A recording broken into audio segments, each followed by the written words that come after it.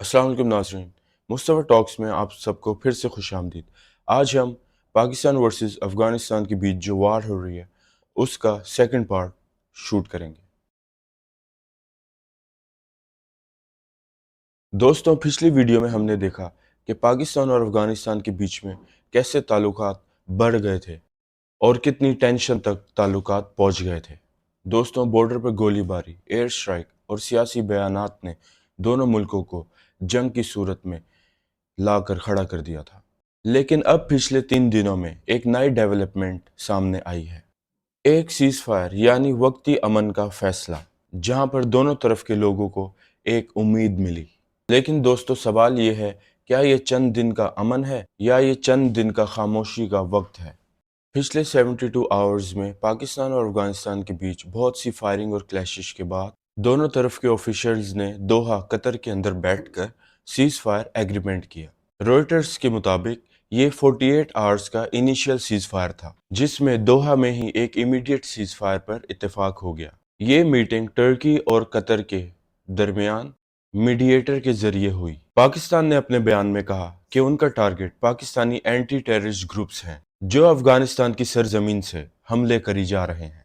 जहां पर अगर दूसरी तरफ की बात करें तो तालिबान ने कहा कि पाकिस्तान ने जो है वो सिविलियंस एरियाज पर भी टारगेट किया है या एयर स्ट्राइक किया है। और तालिबान ने कहा कि हम बॉर्डर्स पर अमन चाहते हैं पहले की तरह।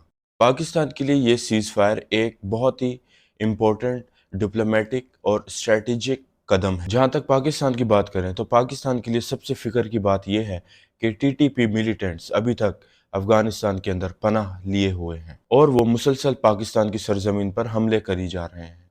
सिर्फ सितंबर और अक्टूबर के अंदर मिलाकर उन्होंने 1 दर्जन से भी ज्यादा पाकिस्तानी सोल्जर्स जो हैं वो शहीद कर दिए हैं। और अब पाकिस्तान चाहता है कि अफगानिस्तान अपनी सरजमीन से वो तमाम एलिमेंट्स निकाल दे जो पाकिस्तान के खिलाफ इस्तेमाल हो रहे हैं। सीज फायर के जरिए पाकिस्तान को एक ब्रीथिंग स्पेस मिली है ताकि वो अपनी बॉर्डर सिक्योरिटी बढ़ा सके और डिप्लोमेसी को स्ट्रॉन्ग कर सके। फॉरेन ऑफिस के स्पोर्ट्स पर्सन ज़हरा बलोच ने कहा, उन्होंने कहा कि पाकिस्तान अपनी हिफाजत के लिए अलग अलग कदम उठाता रहेगा और वो अफगानिस्तान और पाकिस्तान के बीच में अमन चाहता है, जंग नहीं। दूसरी तरफ जहां पर अफगानिस्तान है और उधर तालिबान की हुकूमत है, वो अपनी पूरी दुनिया में इमेज जो है वो बेहतर करने की कोशिश कर रहा है। उनके लिए ये सीज फायर एक मौका है कि दुनिया को बताएं कि वो कितना जिम्मेदार मुल्क है। लेकिन उनके लिए सबसे मुसीबत की बात यह है कि पाकिस्तान ने कहा है कि अफगानिस्तान की सरजमी टेररिस्ट के लिए एक सेफ हेवन है और यही खबर पूरी दुनिया में फैल रही है, जहां तक कि ये बात सही है। और अगर अफगानिस्तान ने इस मसले पर कुछ कदम नहीं उठाए तो उनके ऊपर इंटरनेशनल सैंक्शंस या ट्रेड रिस्ट्रिक्शंस लग सकती हैं। अफगानिस्तान के स्पोक्स पर्सन ने कहा कि पाकिस्तान को अपने अंदरूनी मामलात खुद हल करने चाहिए, ना कि अफगानिस्तान पर इल्ज़ाम लगाए।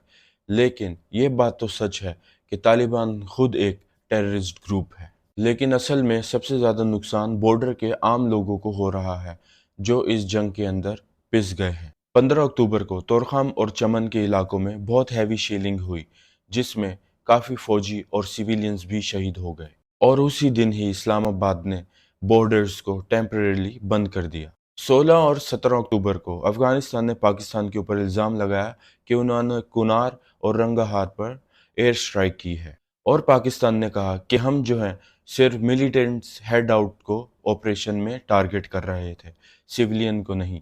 और इसी के बाद कतर और दोहा एक मीडिएटर बन के सामने आ गए और 18 अक्टूबर को दोनों मुल्कों के ऑफिशियल्स ने एक मीटिंग की, वो भी दोहा कतर में।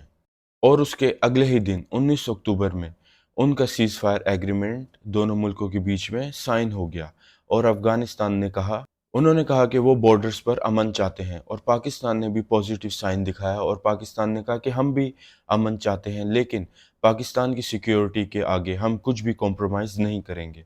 नाजरीन, इस सीज फायर के 4 इंपॉर्टेंट अहम पॉइंट्स हमें समझना बहुत ज़रूरी हैं। दोहा एग्रीमेंट के मुताबिक एक जॉइंट टीम बनाई जाएगी जो बॉर्डर्स पर वायोलेशन को मॉनिटर करेगी।